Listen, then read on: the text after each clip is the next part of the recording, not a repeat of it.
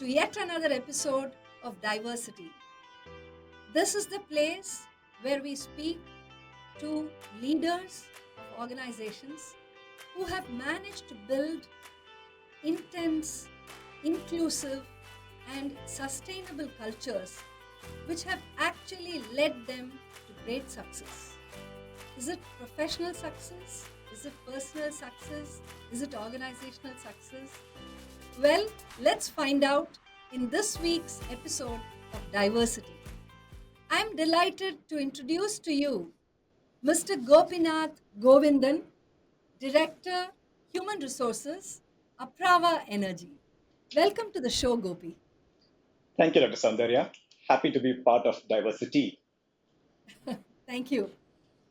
Gopi, we were looking at the research we had done about your profile, and the first thing that strikes me is that from a career that was intended to be in science, you have done a big shift and then come into HR and CopCom and CSR and all of this which you handle at Apraava Energy. When did you discover that you wanted to make this shift? Was it during the course? Was it before? Was it after? Tell us a little bit about that. Okay, I didn't think I would be asked this question at this stage, but but the shift happened quite some time ago. Yes, I did, graduate in microbiology and biochemistry, Wow. but you know, uh, people and organizations, I think, are sector or subject, agnostic, and in fact, now, if we were to connect this to the topic today, I think a student of biology probably understands the concept of microbiomes and ecosystems much Yeah. more than anybody else. So, in some ways, in a larger context, it's not completely delinked. But yes, I was inspired by probably the Jesuit education that I was part of both at St. Xavier's Mumbai and XLRI, and more specifically, Father Gordon Daniels, an alumnus of XLRI, was probably the person who inspired me to move into the personnel management field, as it used to be called in those days, Yeah. and today HR and organizations. Super, super. So the first stint post, your XLRI program was into Hindustan Petroleum. And it's interesting because probably that would have been one of those places where your biochemical background and your HR background would kind of come together.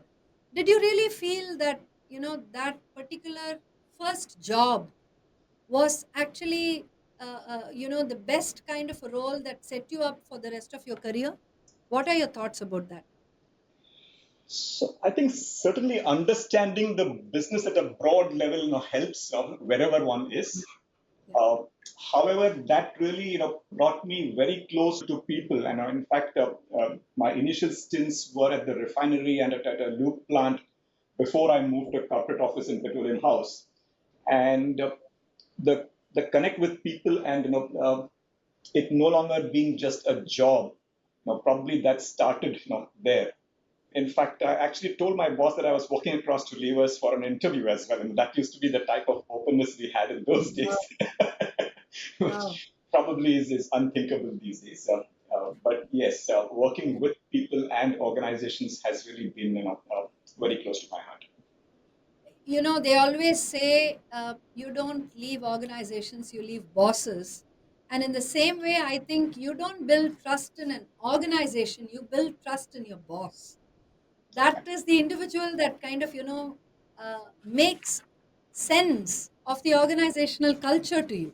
So, going on from there, moving into one of India's most iconic organizations, Hindustan Lever, which of course is Unilever, and then moving on to Oracle Financials, completely different, and then to Apraava Energy. Each one has must have been a very steep learning curve for you, Gopi. What was your thought? I mean, where each of these moves very strongly thought through? Did you assess pros and cons, and did you have a mentor who kind of guided you through, or was it pure instinct? How was it? Well, in fairness, it wasn't as thought through as it might appear to be today. But but yes, I did spend time, in the Pune Marathwada region as part of the Brook Bond, regional, sales force. I was the personnel and legal person, to handle, uh, the people and legal part of the business there, and then moved on to the Walls plant in Nasik.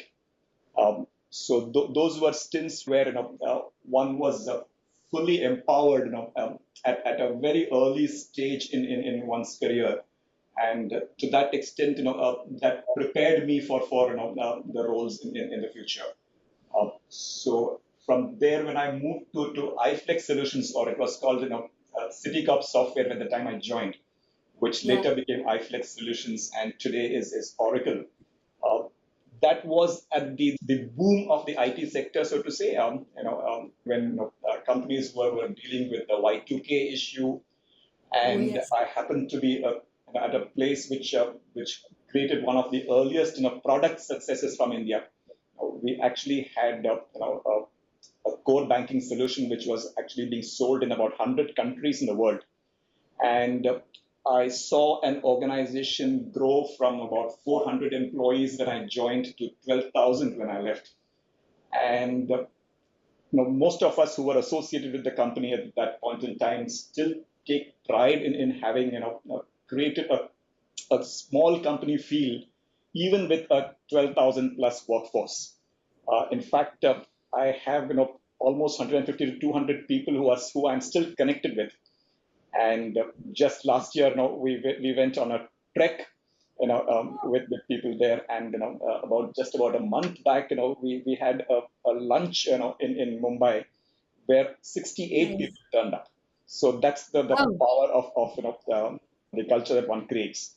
And mind you, this is about 15 years back. It's been that long, more than 15 years from the time I left that place, and that applies to most of the alumni as well.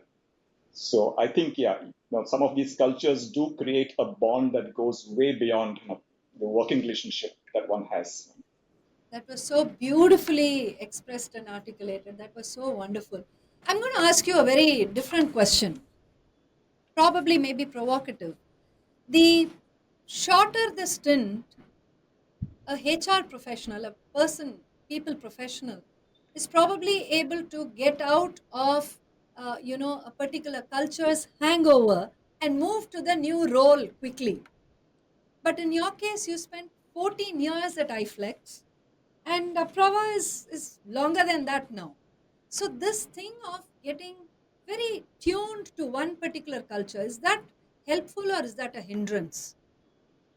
I think cultures evolve, and it's not really a 400 strong organization, as I mentioned, was very different from the 12,000 employee strong organization that I left, or even at Apraava, where we were a single asset company when I joined, to today where we have operations in 13 states is very different. And it is as much the function and the leadership's responsibility to make sure that the culture evolves in line with the business, and you don't really get stuck. What we did 5 years back is certainly not what we should be doing, though the core values remain unchanged.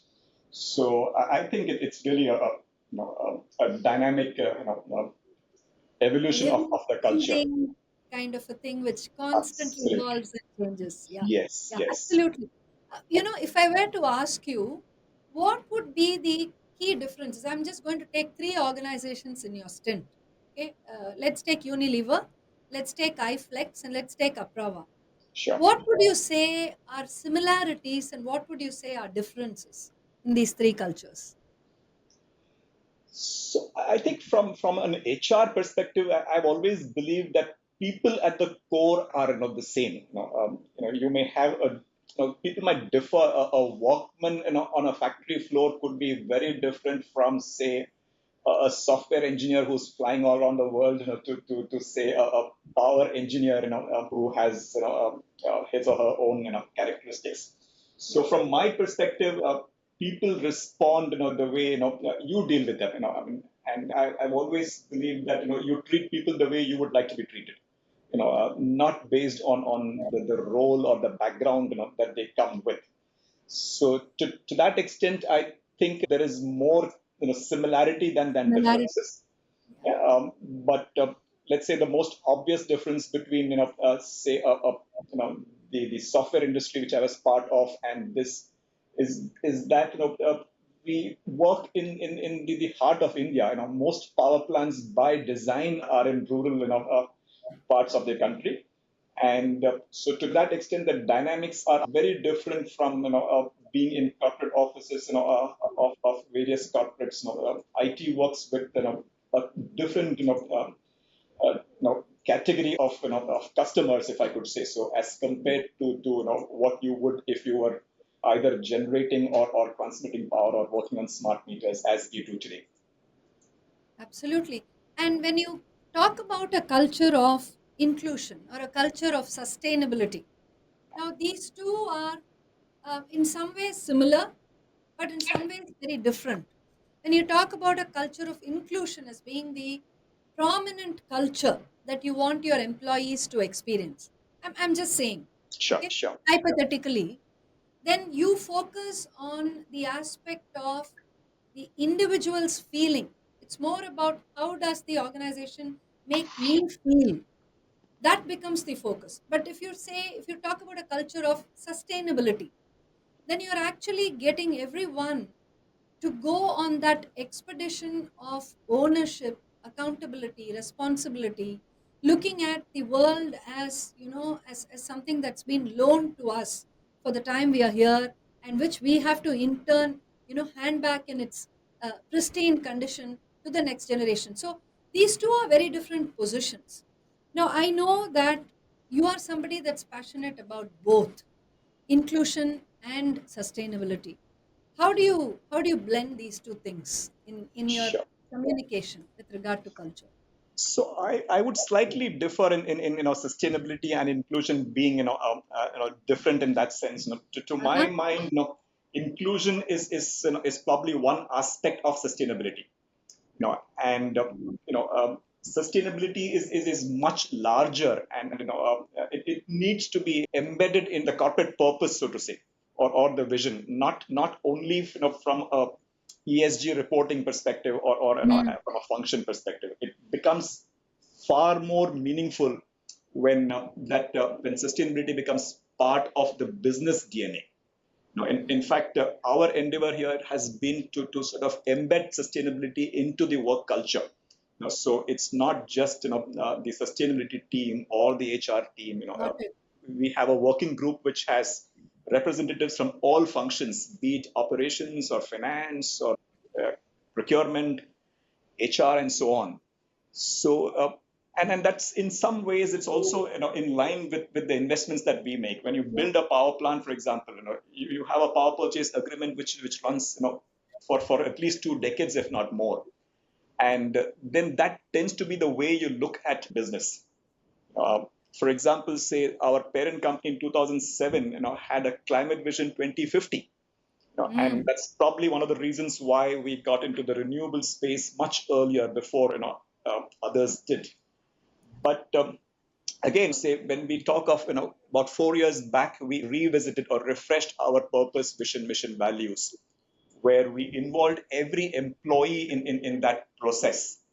And the vision that we arrived at was to partner in India's energy transition by being the most trusted, inclusive, and integrated energy solutions provider. So, being inclusive is something which we took on as an organization.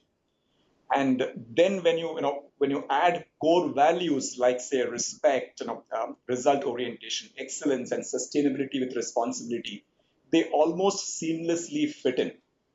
And like I Mm. said, when we talk of respect, we're talking of basically a very simple thing: treat people the way you would want to be treated. And that is not only to do with employees, but it's important that the partners that you work with, yeah, Mm. or the regulatory authorities or the communities, you take them along, and that's the only way a business can succeed. In fact, I love saying that no, we don't really manage teams, we manage ecosystems. And Wow. I think that the sooner we embrace that philosophy, you know, the better it is for both individuals and for the business. That was fantastic. That was awesome. I'm just going to go back to one part of the statement that you made, Gopi, when you said that, it's about integrating sustainability into the very ops of the business, into the very heart in every process that is followed. Could you, for instance, take this away from an Apraava, situation, and probably look at it for, say, an IT company or a bank? How do you think they should approach sustainability in terms of implementing it within the very DNA of the organization? How would they do it? Just a hypothetical question. So typically, one has to look at sustainability in the context of one's business, Mhm. which is why it's important to do what is typically called a materiality assessment, because Yes. what is important for one, sustainability has become such a large topic, Yeah. right from climate to nature to people, and again, without forgetting that financial sustainability is at the core of everything. So one doesn't Yes. have to be defensive about being a profitable organization. Yeah. Yes. However, to look at the larger stakeholders that one interacts with. So any organization needs to look at what is material, and today we talk of double materiality, and it's important to take all stakeholders along in deciding what are the issues that matter or where are your interactions as a business, and then address each of these. Yep. And you can then get into what would be the metrics you would look at. And while yes, some the numbers are important, even more important is the qualitative understanding and appreciation of that relationship. I think that was excellently explained. I'm just going to move a little bit into the sustainability space, but this time focusing on building a sustainable workplace. Now, I just want to understand, Gopi, when we talk about sustainability in the workplace, what do you think should be the metrics that organizations should track? And especially if you juxtapose this with what you said in the early, by way of response to the earlier question, which is that, it's ultimately relating to fitness to purpose. You have to do a materiality assessment, because only then you understand, in your scheme of things, for your stakeholders, for the kind of profitability and productivity you want to achieve, what should be your sustainability focus. So keeping that in mind, and workforce being the vehicle, being primary and central to everything that we do, what would be the metrics that one kind of keeps in mind while assessing and evaluating your sustainability initiatives? So of course, metrics like employee engagement and whether people are getting updated on time, your diversity, and all those are important. However, what I feel far more important is the culture. We used to earlier say, if you feel good, you work good, and that is really important, and that, to my mind, cannot be restricted to just your workforce. No, one has to look at the extended workforce as well. But even if we were to look at our workforce, employee engagement is one thing, and we are quite proud of, say, the engagement score of 82 that we just received in the last engagement survey. But Fantastic. what most of us take pride in is the fact that we had a 98% response rate. Mm, The fact that most of our employees are willing to spend that the time to respond to about 60 questions is far more important than the engagement score. yeah. Yeah. Or for example, some of the numbers that we look at, I check whether people go for the annual medical checkups. If they don't, that's a concern. If people don't take leave at least once a year, then that's a concern. Mm, So there are certain very very business specific metrics that you would look at in terms of results. However, one needs to be sustainable at the personal level as well, and we need to recognize the fact that work is an important but one part of people's life. And we certainly want business results. If not, we would not be where we are.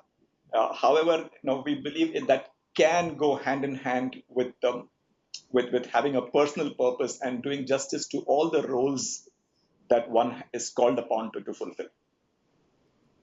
Uh, Great response once again.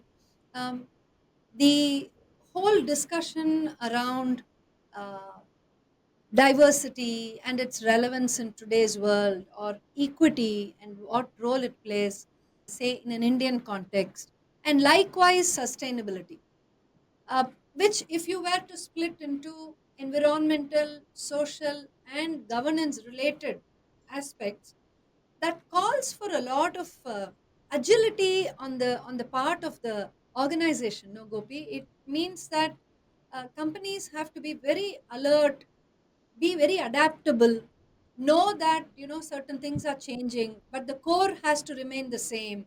And even if it means articulating it differently or packaging it differently, the show must go on.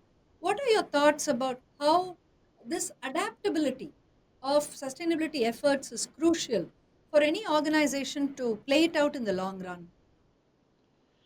So I think, yeah, again, sustainability cannot really be changing with the times, depending on what are the metrics or standards that the industry talks about.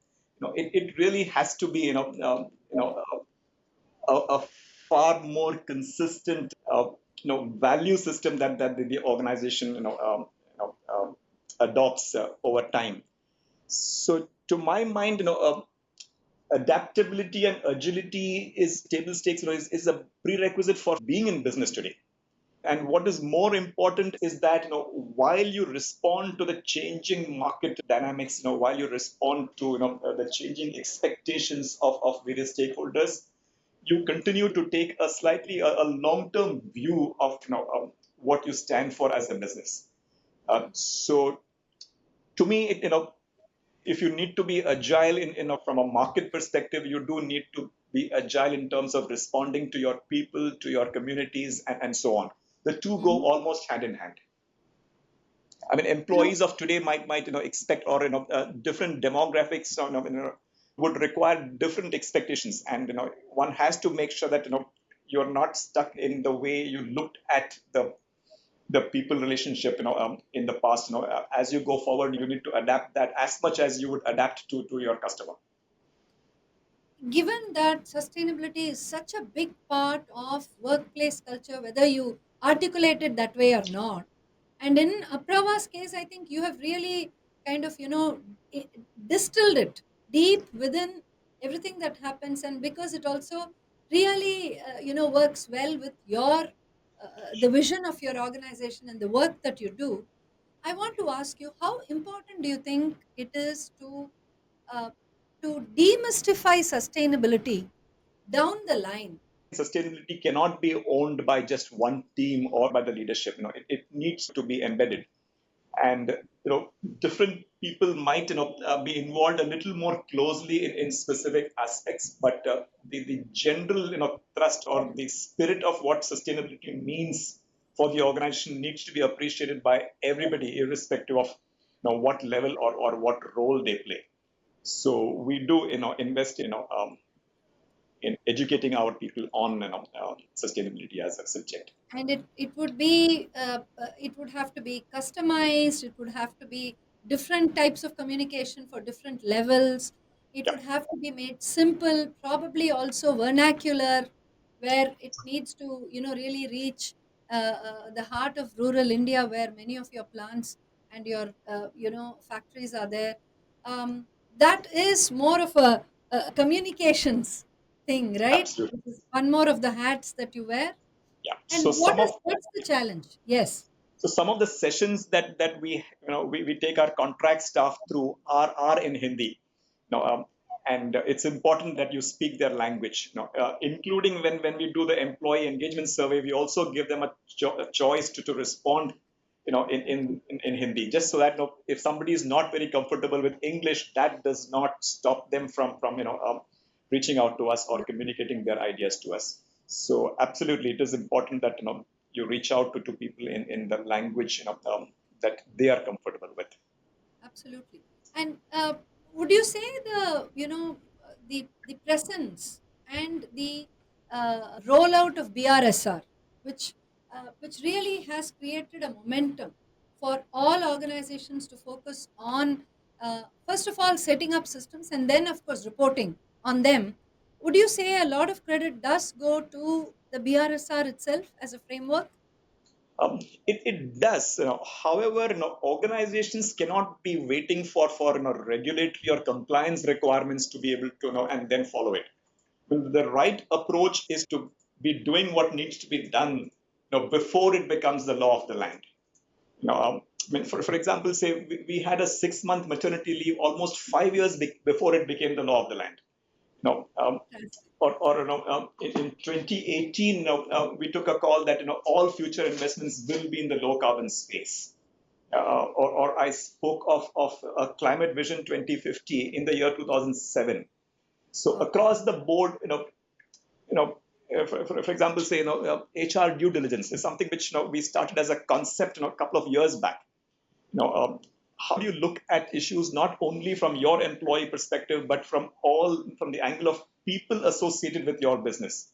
And again, this is not really from a you know from an audit perspective. You need to take your partners along Mhm. and make sure that the wisdom in taking care of people is understood, and you go beyond the brief of the law.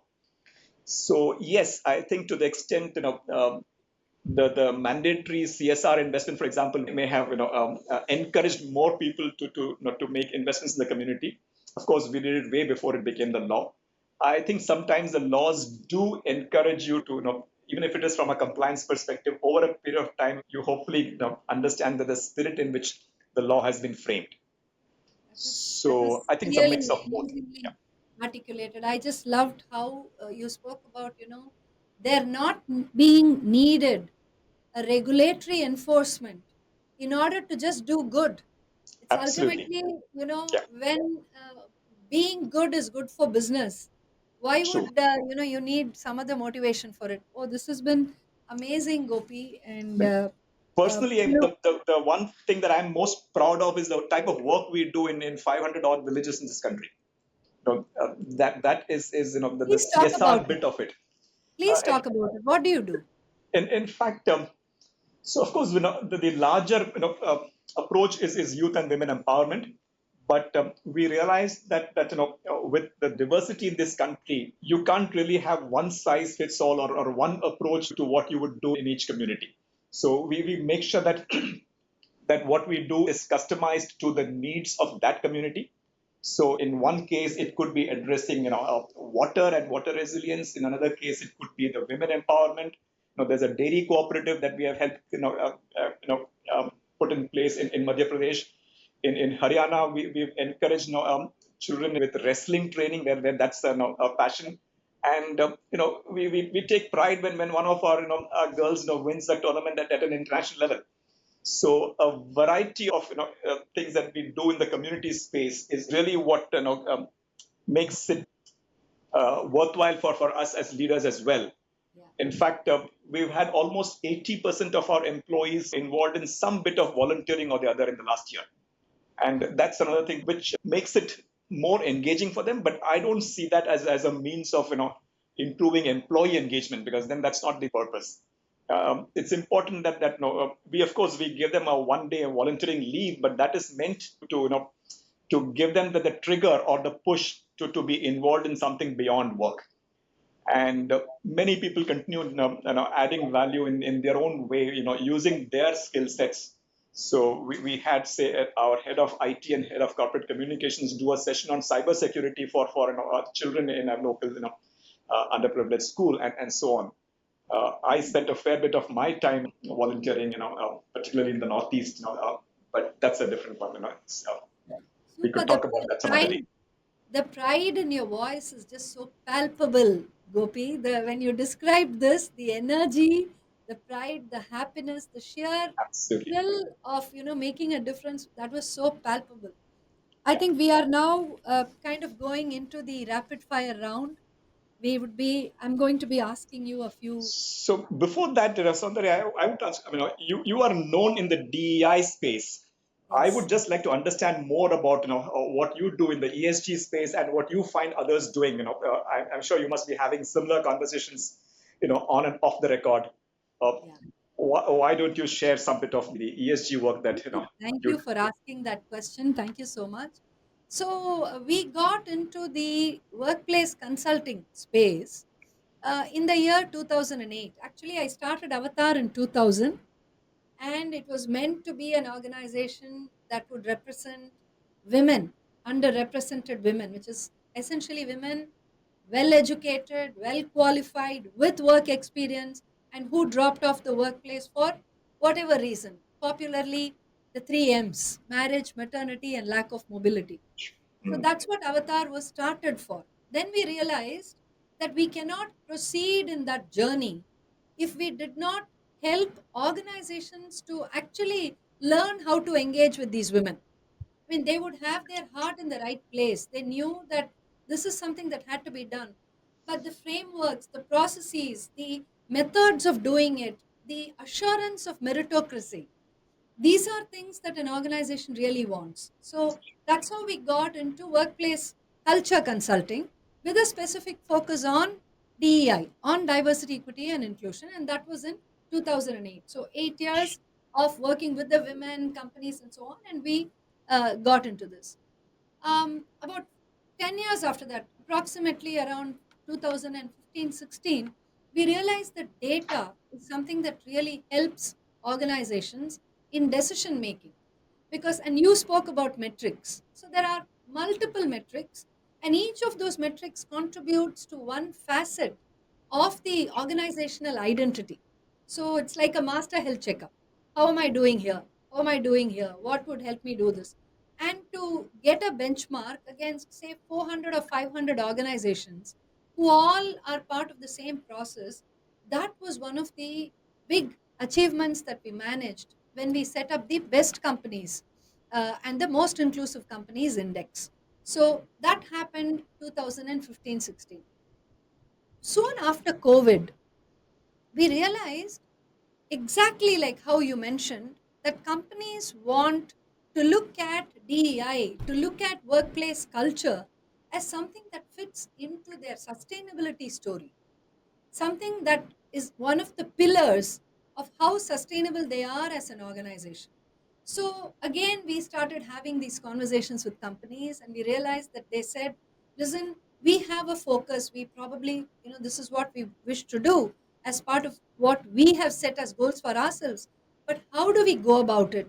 What should be the priority? For instance, should a company first look at, say, following certain global, standards? Should I go for SDG? Should I go for GRI? What should I do? So that question is a very existential one, because it then determines how, as an organization, you're going to, take the next steps. So they came to us with that. Some of them said, can you help us put together very brief micro learning modules with which, we can take this articulation of sustainability down the line? And India, as you know, is very big on GCCs today. Hmm. So, I mean, every other month a new GCC is getting established in some part of the country. And Tamil Nadu, where we are headquartered, is like home to about 500 or 600 GCCs. And what that essentially means is they need a very powerful articulation of what sustainability means Hmm. in their context. Because there is a parent organization Yeah. which has its own kind of focus. And then there's this representative organization in India which does work, of course, for the parent, but which is into, a lot of customized work which is relating to capability. So, from that standpoint, how do you sort of demystify or nuance sustainability for them? I think this last couple of years has been amazing in terms of learning how this articulation can really help. How can it, become very personal to somebody? Because I think what I have found, Gopi, in my own experience is the minute a cause gets personal Yeah, and somebody in the organization pursues it because it touches a chord in them in some way, then there is no stopping it. It's like a absolutely. wildfire, it just kind of picks up speed. Thank you for asking me that Excellent. question. Very, very relevant and much needed in today's times. Yeah, Thank you. Now let's go to your rapid fire round. sure. Your first question: what is your go to hack while handling stress? Keep moving. In fact, this is the longest I've been sitting in one place. Okay, actual moving, Yes, actual walking about here and I, there, and yes, yes. Avoid mails to the extent possible, but even you know, when I'm in my room, I keep pacing up and down. No. So I have to tell my visitor, please remain seated. okay, super, super. You just kind of sweat it off. You just kind of take that frenetic energy and release it. Fabulous. Yes. What is a sustainability practice that you adopt? A sustainability practice that you personally adopt? I try and reduce, you know, unnecessary consumption or shopping. To some extent, my wife compensates for it, but I try to So you're not going to be many e-commerce sites' favorite customer then. no, minimize, what you. Okay. So minimize consumption, is it? Yes, yes. Oh, so then do you rotate, items and clothes and, Absolutely. various such products and you lengthen their life, I, you I repair. try to avoid, to the extent possible. Though, as I said, as a family unit, we balance each other out. Totally get it. Okay. Uh, this is an interesting one. What's your favorite environment related movie?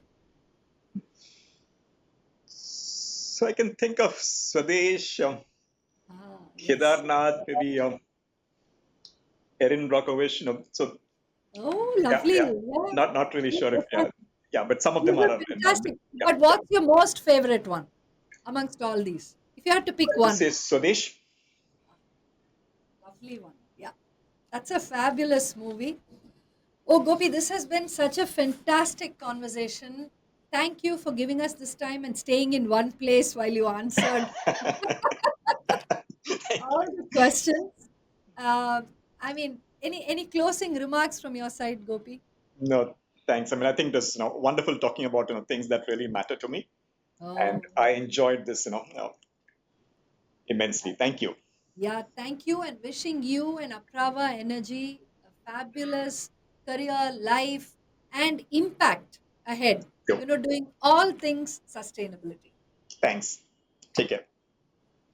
Well, folks, I think you witnessed a most electrifying conversation where we had somebody from the sustainable energy space, Mr. Gopinath Govindan, who is Director Human Resources at Apraava Energy, and he also does a bunch of other things like managing corporate communications and CSR, sharing with us not just his views about how sustainability, inclusion, people practices, and the entire thing around making sure that your organization lives well into the future is actually being done in his own organization at Apraava Energy. Stay tuned for many, many more such conversations which are brought to you by Confederation of Indian Industry and Avatar, powering workplace cultures. Thank you.